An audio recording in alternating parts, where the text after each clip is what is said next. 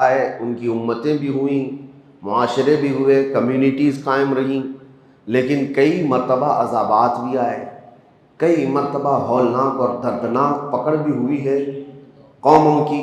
وجہ کیا تھی کہ جب جب کوئی قوم گمراہ ہوتی تو اللہ کا عذاب آتا، نبیوں کو جھٹلاتی تو اللہ کا عذاب آتا۔ حضرت نوح علیہ السلام کی قوم پر اللہ تعالیٰ نے طوفان کا عذاب بھیجا۔ وجہ کیا تھی کہ وہ قوم اپنے نبی کو جھٹلانے لگ گئی تھی۔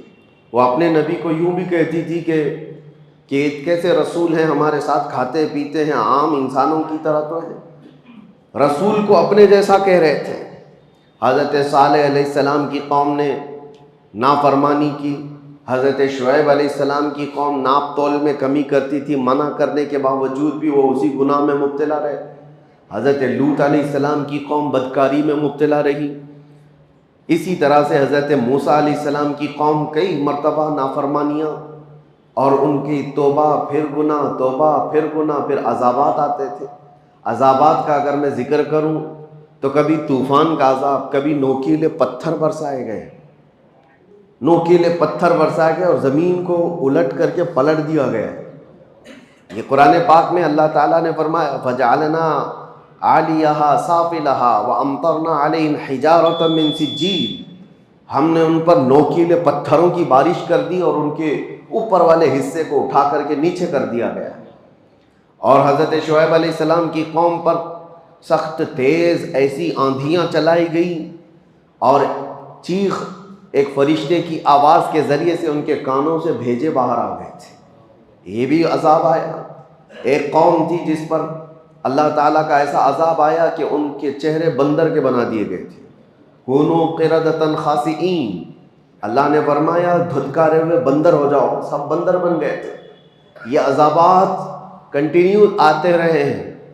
وجہ کیا تھی کہ وہ اپنے نبی کو جھٹلاتے یا اپنے نبی کی نافرمانی کرتے، کچھ ایسے گناہوں میں مبتلا رہتے جو رب ذوالجلال کے غضب کو دعوت دیتے۔ لیکن اے مسلمانوں، کیا اس کائنات میں جب ہم زندگی گزار رہے ہیں وہ گناہ نہیں ہے؟ کیا وہ گناہ ختم ہو گئے؟ کیا نوح علیہ السلام کی قوم جس طرح سے اپنے نبی کو جھٹلاتی تھی، آج وہ قوم جھٹلانے والی نہیں ہے؟ اپنے نبی کو جھٹلانے والے دو پیر کے جانور آج بھی کئی جگہ آپ کو نظر آئیں گے۔ وہ شروع سے لے کر حضور پاک کی زندگی پر اعتراض کرنے والے کتنے ایسے بھونکنے والے کتے آپ کو نظر آئیں گے۔ انسانوں کی بات کر رہا ہوں، نبی کی گستاخی کرنے والے موجود ہیں، ناپ تول میں کمی کرنے والے موجود ہیں، بدکاری اور زنا اور فحاشی کرنے والے موجود ہیں، چوری ڈکیتی اور پتہ نہیں کیا کیا تمام تر فواحش میں مبتلا لوگ آج بھی ہیں یا نہیں ہیں؟ لیکن کیا کبھی اس امت میں کوئی بندر بن گیا، کوئی خنزیر بن گیا؟ کیا اس امت پر کبھی آسمانوں سے نوکیلے پتھروں کی بارش آ گئی؟ کیا کبھی زمین پھٹ کر کے سارے لوگ دھس گئے؟ یہ سارے عذابات اب نہیں آتے۔ وجہ کیا ہے؟ رب تبارک و تعالیٰ قرآن پاک میں فرماتا ہے وَمَا كَانَ اللَّهُ لِيُعَذِّبَهُمْ وَأَنْتَ بِهِمْ، اس قوم پر اللہ اب ویسا عذاب نازل نہیں کرے گا اس لیے کہ ان کے بیچ میں میرا محبوب آرام فرما ہے، آپ اس میں جلوہ گر ہیں اے رسول۔ اب اس سے دو چیزیں ثابت ہوتی ہیں، یہ آیت سے دو چیزیں ثابت ہوتی ہیں۔ اللہ کیا فرما رہا ہے؟ ایسا عذاب، ویسا عذاب نہیں آئے گا جیسا پہلے آتا تھا، اس لیے کہ وَأَنْتَ فِيهِمْ، وَأَنْتَ فِيهِمْ، حضور کو مخاطب کر کے اللہ فرما رہا ہے آپ ان کے بیچ میں ہیں، آپ ان کے درمیان میں ہیں۔ اب اس سے دو چیزیں ثابت ہوئی، ایک تو عذاب کا نہ آنا۔ اگر لوگ یہ کہتے ہیں کہ چلو حضور کو ہی اللہ نے مخاطب کر کے کہا تھا، حضور کے زمانے کے لیے کہا تھا، جب حضور موجود تھے تو اللہ فرما رہا ہے آپ ان کے بیچ میں ہیں۔ اب حضور کی جب وفات ہو گئی، حضور چلے گئے اپنی قبر پاک میں، تو اس کے بعد ایک 1300 سال سے زیادہ کا عرصہ گزرا کہ نہیں گزرا؟ اتنا لمبا عرصہ گزر گیا ہے، تو پھر ابھی بھی وہ قانون باقی کیوں ہے؟ وہ حضور کے لیے کہا گیا تھا آپ ان کے بیچ میں ہیں، تو حضور جب تک تھے تو عذاب نہیں آنا چاہیے تھا۔ حضور جب تک ہیں کسی کو بندر نہیں بنایا گیا، حضور جب تک ہیں کسی کو زمین میں نہیں دھسایا گیا۔ حضور صلی اللہ علیہ وسلم جب قبر پاک میں چلے گئے تو پھر ویسے ہی عذابات آنا چاہیے تھا، آسمان سے پتھر برسے، آگ برسے، پھر لوگوں کے چہرے بندروں کے ہو جائیں۔ لیکن عذابات نہیں آتے. وہ قانون آج تک چل رہا ہے اور قیامت تک چلے گا اللہ کا وہ قانون. وجہ یہ ہے کہ حضور پاک صلی اللہ علیہ وسلم کو جو اللہ نے فرمایا وہ انت فیہم، آپ ان کے بیچ میں ہیں، اس کا مطلب 63 سال ہی نہیں، قیامت تک آپ ان کے بیچ میں زندہ ہیں. یہی تو سنیوں کا عقیدہ ہے، تو زندہ ہے واللہ، تو زندہ ہے واللہ، میری چشم عالم سے چھپ جانے والے ہیں. وہ صرف پردہ فرمائے ہوئے ہیں، وہ آج بھی ہمارے بیچ میں موجود ہے، آج بھی بیچ میں ہمارے موجود ہیں. لوگوں کو جو کھجلی ہوتی ہے کہاں ہے، جب ہم سنی اس طرح کے عقیدے کی بات کرتے ہیں تو کہتے ہیں کہاں ہیں رسول، کہاں ہیں، ادھر ہیں کہ ادھر ہیں. مذاق میں اس طرح کی باتیں کرتے ہیں. کئی لوگوں کو دیکھا گیا مذاق کرتے ہیں، کیا دکھ رہا ہے تم کو، دکھ رہا ہے ہم کو، دکھ رہا ہے. نادان، تجھے کیا دکھے گا. حضور پاک صلی اللہ علیہ وسلم جب ہجرت فرما رہے تھے، یاد ہے تاریخ، مکہ سے مدینے کی طرف جا رہے تھے، رات کا وقت تھا، پورے کفار گھر کو گھیرا کیے ہوئے کھڑے تھے اور حضور ان کے بیچ میں سے نکل کر جا رہے تھے. واقعہ معلوم ہے، حضور ان کے بیچ میں سے جا رہے تھے، کنکریاں اٹھا کر اس طرح ماری تھی. یہ نہیں کہ کسی کے منہ پہ مارا، وہ ہوا میں اچھالی تھی، لیکن سب کے سب اندھے تھے، کوئی نہیں دیکھ پا رہا تھا. لیکن حضور صلی اللہ تعالیٰ علیہ وسلم کے ساتھ حضرت علی تھے، حضرت علی بھی دیکھ رہے تھے. حضور حضرت ابو بکر کے گھر گئے، ابو بکر بھی دیکھ رہے تھے.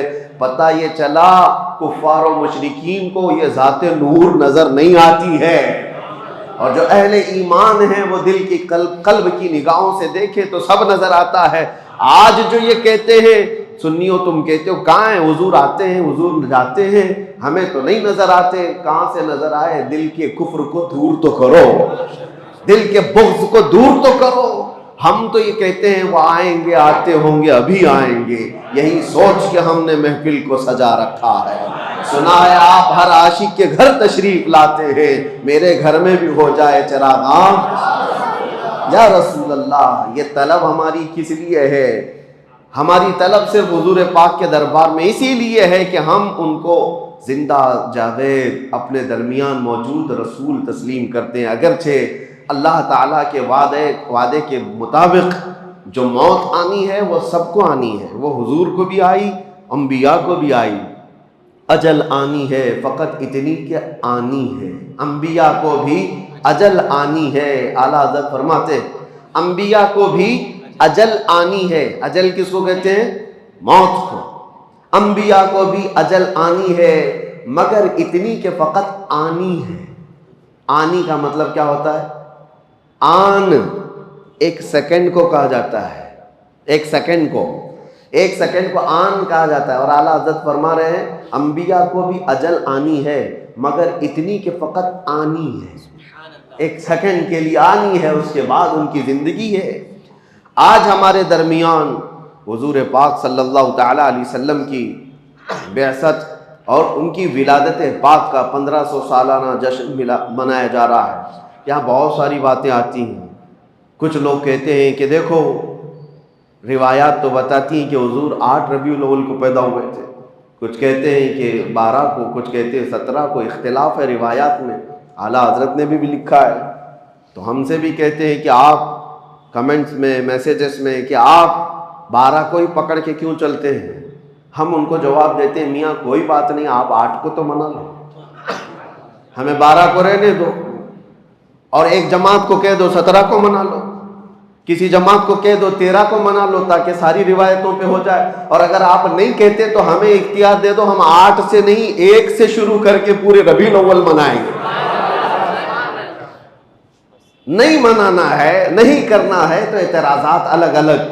اور پھر اس میں ایک کوڑ زدہ، دل کا کوڑ جس کا ہے، ایسا عقیدے کا کوڑ نکل کر کے آئے. صاحب انہوں نے کہا ارے 12 ربیع الاول شریف کو حضور صلی اللہ علیہ وسلم کی ولادت کا دن تو مناتے ہو، آپ کو پتہ ہے اسی دن حضور کی وفات بھی ہوئی، حضور کی وفات بھی ہوئی، حضور کے انتقال کا دن بھی ہے. تو آپ دوسرے بزرگوں کے جس طرح انتقال کے دن کو مناتے ہیں، کیا حضور پاک صلی اللہ علیہ وسلم کے وفات کا غم نہیں کر سکتے؟ 12 ربیع الاول کو آپ خوشیاں مناتے تو ہیں، سب سڑکوں پہ نکل آتے ہیں اور لبیک یا رسول اللہ کہتے ہیں، مرحبا مرحبا کہتے ہیں، لیکن آپ کو حضور کے دنیا سے جانے کا غم نہیں ہے. کہ حضور اسی دن دنیا سے تشریف لے گئے تھے، حضور پاک صلی اللہ علیہ وسلم کی وفات ہوئی تھی۔ سنیوں کو کھینچ لینے کی باتیں کی جاتی ہیں، جذباتی باتیں، ایموشنل کر کے کہ ہاں حضور کی وفات پر کون ایموشنل نہیں ہوگا۔ لوگوں کو لگتا ہے کہ ہاں حضور اس دن انتقال کیے تھے تو ہمیں غم ہونا چاہیے، آج خوشی کس بات کی؟ ان کے منہ پر تھپڑ لگاتے ہوئے کہو غم اس کا منائیں جو چلا گیا ہو، مر گیا ہو، مٹی میں مل گیا ہو، وہ تمہارا نبی ہوگا۔ ہمارا نبی تو صرف پردہ کیا ہوا ہے، وہ کل بھی زندہ تھا، آج بھی زندہ ہے۔ تو زندہ ہے واللہ، تو زندہ ہے واللہ، میری چشم عالم سے چھپ جانے والے۔ غم وہ کرے جس کا سب ختم ہو گیا۔ حضور پاک صلی اللہ تعالیٰ علیہ وسلم کی شریعت باقی ہے یا نہیں باقی ہے؟ حضور پر اترا ہوا قرآن باقی ہے یا نہیں باقی ہے؟ حضور کا قرآن باقی ہے، حضور کی شریعت باقی ہے، حضور کی آل باقی ہے، حضور کی سنتیں باقی ہے، حضور کی حدیثیں باقی ہے، حضور کی باتیں باقی ہے، حضور کی ادائیں باقی ہے، حضور کا ہر عمل باقی ہے۔ کون سی چیز فنا ہو گئی؟ حتیٰ کہ حضور پاک صلی اللہ علیہ وسلم کے انتقال کے بعد، آپ کو پتہ ہے میرا اور آپ کا انتقال ہو جائے، ہماری بیویاں عدت گزارنے کے بعد دوسرے سے نکاح کر سکتی ہیں، ان کے لیے جائز ہے، عدت ہونے کے بعد وہ کسی سے بھی نکاح کر سکتی ہیں۔ لیکن نبی کی جو زوجات ہیں امہات المؤمنین، ان کو موت تک کسی اور سے نکاح کرنے کی اجازت تھی ہی نہیں۔ حضور کے انتقال کے بعد کئی بیویاں حضور کی زندہ تھیں، حضور کی بیویاں زندہ تھیں، لیکن ان کو نکاح کرنے کی اجازت نہیں تھی۔ وجہ کیا ہے؟ ایک عورت اپنے شوہر کے ہوتے ہوئے دوسرے کے ساتھ نکاح کر ہی نہیں سکتی۔ وہ اور عورتیں ہیں جو اپنے مردوں کے انتقال کے بعد عدت گزار کر کے کر سکتی ہیں، لیکن رسول کی بیویاں نہیں کر سکتی، اس لیے کہ رسول زندہ ہیں، رسول پاک کی بیویاں ہماری مائیں ہیں۔ اور دوسری بات، ام المومنین عائشہ صدیقہ رضی اللہ تعالیٰ عنہا، توجہ چاہتا ہوں، حضور کس کے حجرے میں آج آرام کر رہے ہیں؟ جو جالیاں ہیں، حضور جس قبر میں آرام فرمائے وہ حضرت عائشہ کا حجرہ ہے، حضرت عائشہ کا گھر ہے، جس میں حضور صلی اللہ علیہ وسلم حضرت عائشہ کے ساتھ رہا کرتے تھے، اسی حجرے میں حضور دفن ہیں۔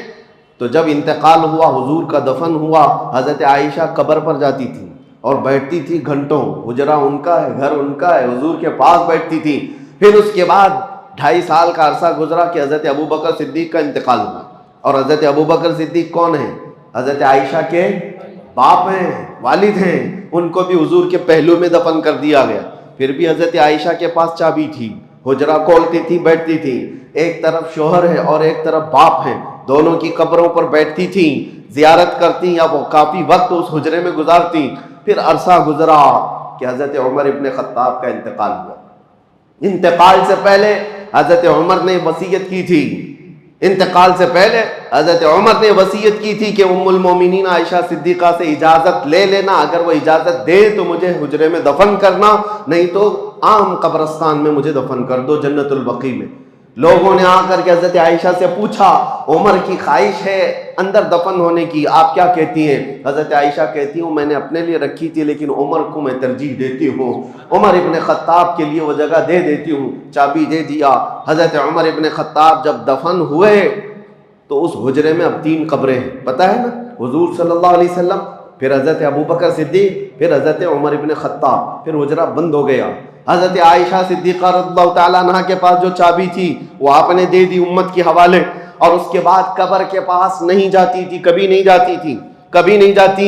اب پوچھو میرے عزیزو، حضرت عائشہ سے پوچھا گیا کہ آپ تو پہلے ہر دن جاتی، قبر کے پاس بیٹھتی، وقت گزارتی، اب کیوں نہیں جاتی؟ حضرت عائشہ کہتی ہیں پہلے تو رسول اللہ تھے، میرے شوہر ہیں، میرے باپ ابو بکر تھے، میرے باپ ہیں، وہ میرے محرم تھے۔ جب سے حضرت عمر آ گئے میرے لیے وہ غیر محرم ہے، میں ان سے پردہ کرنے کی وجہ سے نہیں جاتی ہوں، زندگی میں بھی ان سے پردہ کرتی تھی اس لیے نہیں جاتی ہوں۔ اب حضرت عائشہ سے کوئی سوال تو کرے، پردہ کس سے ہوتا ہے؟ پردہ زندوں سے ہوتا ہے کہ مردوں سے ہوتا ہے؟ ام المومنین عمر ابن خطاب سے پردہ کر کے بتا رہی ہے کہ عمر ابن خطاب اپنی قبر میں دیکھ رہے ہیں جو آ رہا ہے، جو جا رہا ہے۔ جب عمر سے حضرت عائشہ کا عقیدہ یہ ہے تو پھر حضور پاک کی حیات کا عالم کیا ہوگا؟ عزیزان گرامی وقار، یہ باتیں میں آپ کو اس لیے بتا رہا ہوں کہ جو کنفیوز کرنے کی کوشش کرے، معاذ اللہ رب العالمین، کچھ کتابیں بازاروں میں ایسی بھی نکل کے آئی ہیں اردو کی، چھپی نہیں ہیں، آج بھی چھپی ہوئی ہیں، رسول اللہ مر کر مٹی میں مل گئے، معاذ اللہ، نعوذ باللہ من ذالک، یہ باتیں لکھی ہوئی ہیں اور اس کی آج تک لوگ تعویل کرتے ہیں، ہمارے کہنے کا مطلب یہ تھا، ہمارے کہنے کا مطلب وہ تھا۔ نادان ظالم، کسی کو گالی دے کر کے تو مطلب نکالے گا، کسی کو ماں کو، کسی کے باپ کو کہہ کر کے بعد میں پھر مطلب نکالو گے۔ وہ رسول پاک صلی اللہ تعالیٰ علیہ وسلم جہاں کے متعلق صحابہ کو اللہ فرماتا ہے لا ترفعوا اصواتکم فوق صوت النبی، اپنی آوازیں نبی کی آواز پر بلند مت کرنا، ورنہ کیا ہوگا، ان تحبط اعمالکم وانتم لا تشعرون، تمہارے اعمال ضائع کر دیا جائیں گے، تجھے خبر بھی نہیں ہوگی۔ یہ کس کو اللہ فرما رہا ہے؟ ایرے غیرے کو نہیں، صحابہ کو اللہ فرما رہا ہے۔ صحابہ جو امت کے سب سے اعلیٰ انسان تھے، ان کو اللہ فرما رہا ہے نبی کے دربار میں بیٹھو تو آوازیں اونچی نہ کرو ان کے لیے، اور تم کتابوں میں کچھ بھی لکھ مارو اور پھر کہو کہ ہمارا مقصد یہ نہیں تھا، ہمارا مطلب یہ نہیں تھا۔ وہ صحابہ کرام حضور صلی اللہ تعالیٰ علیہ وسلم کی بارگاہ میں کیا کہتے تھے پتہ ہے؟ راعینا یا رسول اللہ، جب انہیں کوئی بات سمجھ میں نہیں آتی تو کہتے تھے راعینا یا رسول اللہ، ہماری رعایت کیجئے اللہ کے رسول۔ یہودیوں کی زبان میں یہ لفظ دوسرا معنی رکھتا تھا۔ یہودی راعینا کا مطلب یہ سمجھتے تھے ہمارا چرواہا، اور وہ مذاق اڑاتے تھے کہ دیکھو یہ صحابہ رسول کو کہتے ہیں ہمارا چرواہا، معاذ اللہ، یہ مذاق ہو رہا تھا۔ رب تبارک و تعالیٰ نے آیت نازل فرمائی یا ایھا الذین آمنوا لا تقولوا راعینا، اے ایمان والو رسول کے پاس جب بیٹھو تو راعینا مت کہنا۔ پھر اللہ خود ادب بھی سکھاتا ہے، کیا کہنا چاہیے؟ وقولوا انظرنا، کہو نظر کرم فرمائیے، اے رسول نظر کرم فرمائیے۔ اور پھر کہنے کی ضرورت کیا آتی ہے؟ واسمعوا، غور سے تو سنو۔ حضور کی باتیں عام لوگوں کی طرح نہیں ہے، جو کلمہ کہا جائے وہ سنو۔ اب پھر جانتے ہو صحابہ کرام ایسا سنتے تھے حضور کی باتوں کو، اور نقل ایسا کیا ہے حدیثوں میں، ایک حرف بھی اگر ادھر سے ادھر ہوا تو صحابہ کہتے ہیں یہ حدیث ہے ہی نہیں، یہ حدیث ہی نہیں ہے۔ اگر حرف بدل گیا، لفظ بدل گیا تو صحابہ کہتے ہیں یہ حدیث نہیں ہے، لفظ بدلاؤ۔ جو رسول اللہ کی زبان سے نکلا ہوا حرف ہے، صحابہ اس کو سنتے تھے اور اسی طرح محفوظ کرتے تھے۔ عزیزان گرامی اوقات، اس دربار عالی جاہ کا ادب اللہ سکھا رہا ہے، اور یہاں لوگ بڑے بھائی کی طرح، کبھی مر کر مٹی میں ملنے کی طرح، نعوذ باللہ، ان کے علم کو کسی اور سے، جانوروں سے تشبیہ دیں۔ ہمیں بولنے میں بھی دقت ہوتی، ایکسپلین کرنے میں بھی جو ظالموں نے کہا ہے وہ دقت آتی ہے، پریشانی ہوتی ہے کہ کیسے نبی پاک صلی اللہ تعالیٰ علیہ وسلم کی بارگاہ میں یہ کہہ کر پھر اس کی تعویل کی جا رہی ہو۔ اللہ ایسے برے عقیدوں سے ہماری حفاظت فرمائے۔ اسی لیے اعلیٰ حضرت امام اہل سنت فاضل بریلوی رضی اللہ تعالیٰ عنہ سے پوچھو رسول پاک صلی اللہ تعالیٰ علیہ وسلم کا مقام و مرتبہ، انہوں نے کہیں ایک شبہ والا لفظ بھی ایسا ویسا ہو سکتا ہے، نہیں سکتا ہے، نہیں، بلکہ جب بھی بارگاہ مصطفیٰ میں کہا ہے وہ الفاظ استعمال کیے کہ آج بھی عقلیں دنگ ہیں اور حیران ہیں، اور کہا بارگاہ مصطفیٰ میں تیرے تو وصف عیب تناہی سے ہے بری، یا رسول اللہ تیرے تو وصف عیب تناہی سے ہیں بری، حیران ہوں میرے شاہ میں کیا کیا کہوں تجھے، لیکن رضا نے ختم سخن اس پہ کر دیا، خالق کا بندہ خلق کا آقا کہوں تجھے۔ یہ ہے عاشق رسول کی زبان۔ اور ہو سکتا ہے آپ کہیں میرا باپ اچھا، میری ماں اچھی، میرا استاد اچھا، میرا پیر اچھا، کہتے تو ہوں گے نا، آپ تو یہ کہتے ہوں گے فلاں پیر بہت اچھا، فلاں ولی بہت اچھا، فلاں استاد بہت اچھا۔ اعلیٰ حضرت نے فیصلہ کر کے بتایا سارے اچھوں میں اچھا سمجھیے جسے، سارے اچھوں میں اچھا سمجھیے جسے، ہے اس اچھے سے بھی اچھا ہمارا نبی۔ تم جس کو دنیا میں سب سے اچھا سمجھتے ہو سمجھ کر کے چلو، اور اس کے بعد اعلیٰ حضرت فرماتے ہیں اس اچھے سے بھی اچھا ہمارا نبی۔ اور پھر اگر تم یہ کہتے ہو کہ فلاں آدمی بہت اونچائی پر پہنچا ہے، بہت بلندی پہ پہنچا ہے، اس کا منصب بہت اونچا ہے، اس کا مقام بہت اونچا ہے، اعلیٰ حضرت کہتے ہیں سارے اونچوں میں اونچا سمجھیے جسے، جس کو بھی تم سمجھتے ہو سب سے اونچا ہے یہ آدمی، اعلیٰ حضرت کہتے ہیں ہے اس اونچے سے اونچا ہمارا نبی، ہے اس اونچے سے اونچا ہمارا نبی۔ کیا خبر کتنے تارے کھلے چھپ گئے پر نہ ڈوبے نہ ڈوبا ہمارا نبی، قرنوں بدلی رسولوں کی ہوتی رہی، چاند بدلی کا نکلا ہمارا نبی، بجھ گئی جس کے آگے سبھی مشعلیں، شمع وہ لے کر آیا ہمارا نبی، سب چمک والے اجلوں میں چمکا کیے اندھے شیشوں میں چمکا ہمارا نبی، جن کے تلووں کا دھون ہے آب حیات، ہے وہ جان مسیحا ہمارا نبی، ہے وہ جان مسیحا ہمارا نبی۔ اب دیکھو مقام اور مرتبہ کیسے ہوتا ہے، خلق سے اولیاء، اولیاء سے رسل۔ افضل کون ہے؟ خلق کا مطلب مخلوق، یہ ساری مخلوق سے افضل کون ہے؟ اولیاء کرام۔ اولیاء کرام افضل ہے۔ اولیاء کرام سے افضل کون ہے؟ انبیاء کرام، رسولان اعظام۔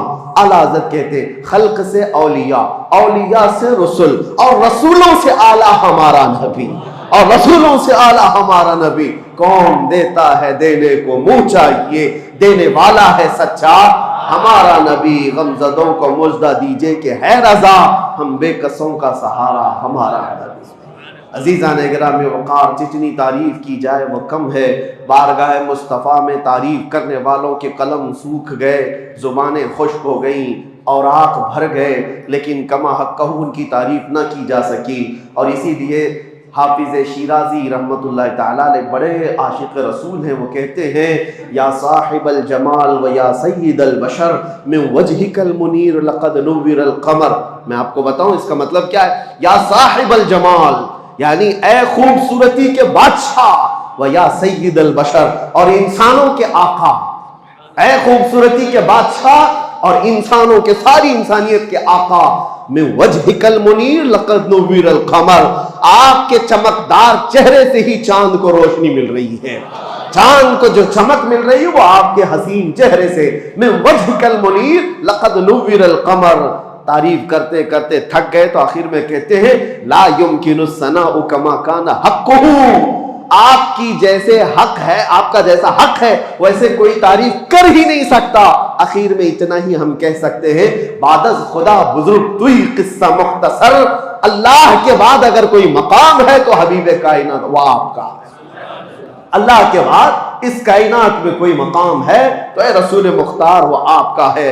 جبرائیل امین نے کہا تھا آفاق ہا دیدہ ام بسیار خوبا دیدہ ام، یعنی میں نے پوری کائنات کے چکر لگا لیے اور بہت اچھے اچھوں کو بھی دیکھ لیا۔ کہتے ہیں جبرائیل امین آفاق ہا دیدہ ام بسیار خوبا دیدہ ام، لیکن تو چیزیں دیگری یا رسول اللہ، لیکن اے اللہ کے رسول آپ تو چیز ہی الگ ہیں۔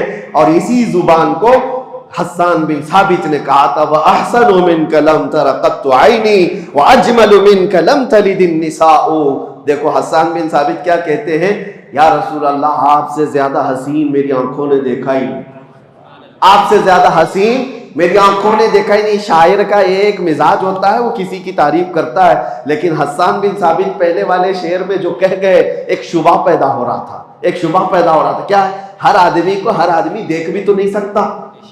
حسان بن ثابت نے کہا آپ سے زیادہ حسین میری آنکھوں نے دیکھا ہی نہیں۔ ہو سکتا ہے بھائی آپ مکہ میں رہ رہے ہیں، آپ نے نہیں دیکھا ہوگا، ہو سکتا ہے کہیں اور ہو۔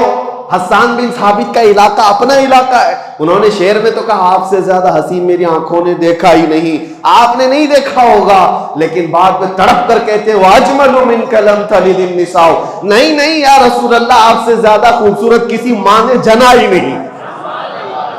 دیکھا نہیں میں تو شبہ ہے آپ نے نہیں دیکھا ہوگا، آپ نے نہیں دیکھا ہوگا، لیکن حسان بن ثابت کہتے نہیں کسی ماں نے جنا ہی نہیں، کسی ماں نے پیدا ہی نہیں کیا۔ یہی بات حضرت جابر بن سمرہ کہتے ہیں۔ بات ختم کرتا ہوں ورنہ میرے عزیزوں حضور پاک کا تذکرہ آتا ہے تو دن کیا اور رات کیا، وقت کیا ہے اور طبیعت کیا ہے، ساری چیزیں بحال ہونے لگتی ہیں، ماحول میں خوشبوئیں آنے لگتی ہے۔ حضرت جابر بن سمرہ کہتے ہیں ایک دن 14ویں رات تھی، 14ویں رات پتہ ہے چاند اپنے شباب کے ساتھ باہر آتا ہے، اور اسی وقت حضرت جابر کہتے ہیں میں مسجد نبوی کے پاس آیا، رسول پاک صلی اللہ علیہ وسلم سرخ دھاری دار جبہ پہنے ہوئے اپنے حجرے سے باہر نکل رہے تھے۔ وہ کہتے ہیں کبھی میں رسول اللہ کو دیکھتا تھا اور کبھی 14ویں کے چاند کو دیکھتا تھا، کبھی ادھر دیکھتا تھا کبھی ادھر دیکھتا تھا۔ بار بار میں دیکھ رہا تھا. اور پھر کہتے ہیں میں یہ سوچنے لگا یہ زیادہ حسین ہے کہ یہ چہرہ زیادہ حسین ہے. اخیر میں وہ تھک کر کے ادھر ادھر دیکھنے کے بعد چاند کو دیکھنا چھوڑ دیا, پھر رسول اللہ کی طرف دیکھتے رہ گئے. جس کو شاعر یوں کہتا ہے چاند سے تشبیہ دینا یہ بھی کیا انصاف ہے, چاند میں تو داغ ہے حضور کا چہرہ صاف ہے. یہ ان کا صحابہ اکرام رضوان اللہ تعالی علیہ مجمعین کا مسلک تھا. چاند میں تو داغ ہے حضور کا چہرہ صاف ہے. اللہ کریم وہ حسین چہرے جمال جہاں آرا کی ہماری زندگی میں زیارت نصیب فرمائے. مولا کریم مرنے سے پہلے اس آمنہ کے لال کے قدموں میں ایک بار ہماری کھلی آنکھوں سے زیارت نصیب فرما. آخری سانس تک اس رسول محترم صلی اللہ علیہ وسلم کے ناموس کی حفاظت کی ہمیں توفیق عطا فرما. کائنات پر جتنے بھی سنی عاشق رسول بستے ہیں اے رب العالمین اس 1500 سالہ جشن عید میلاد النبی کی برکات سب کو عطا فرما دے. عقیدوں کی, اعمال کی, جان و مال کی, عزت و آبرو کی حفاظت عطا فرما. اے کریم خدا اس میلاد مصطفیٰ کے آنے سے پہلے ہم سب کو بخشے ہوئے میں شمار فرما دے. ہم سب کو جہنم سے آزاد ہونے والوں میں شامل فرما دے. اور بارگاہ مصطفیٰ میں پہنچ کر حضور کی جالیوں کے سامنے کھڑے ہو کر میرے آقا کے بارگاہ میں سلام پیش کرنے کی مہلت نصیب فرما. وصلی اللہ تعالی علی خیر خلقہ محمد وآلہ وصحبہ اجمعین وآخر دعوانا الحمد للہ رب العالمین. السلام علیکم.